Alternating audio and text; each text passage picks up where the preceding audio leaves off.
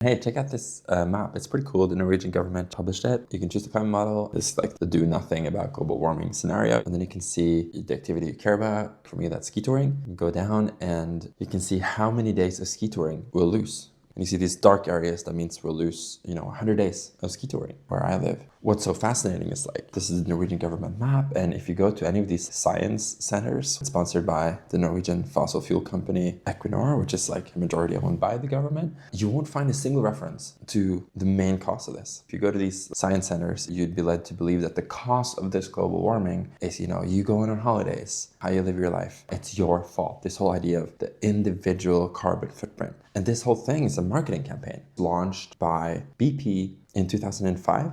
And it does this really interesting thing, right? Where it says it's your fault. And the way you live is the reason that this is happening. When in reality, of course, it's impossible to deal with global warming as an individual. You couldn't possibly deal with your individual carbon footprint in a society that gets all its energy from fossil energy. It's crazy, it's like blaming individual soldiers for the casualties of war. Wars end when governments want them to end. The attack has been called off. The energy transition happens when governments want it to happen. Equinor, the Norwegian oil company, has 0.6% of their mix being non-fossil right now. And what's so crazy there is I remember I was a kid, I was reading Scientific American, and scientists have known how to transition away from the fossil fuels that are the cause of global warming for decades. But back then it was prohibitively expensive. Whereas today it's nuclear and renewables are cheaper or cost competitive in most parts of the world. There's literally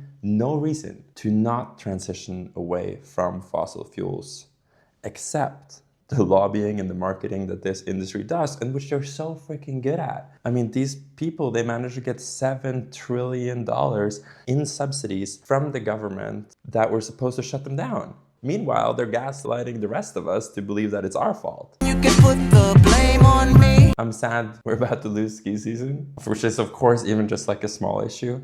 There's food security and wars and all the other things that come with global warming. But I just wanted to let you know, this is not your fault. And the choice you do have is to work politically to get our governments to actually do this transition to cheaper forms of renewable and nuclear energy. Just wanted to put that out there.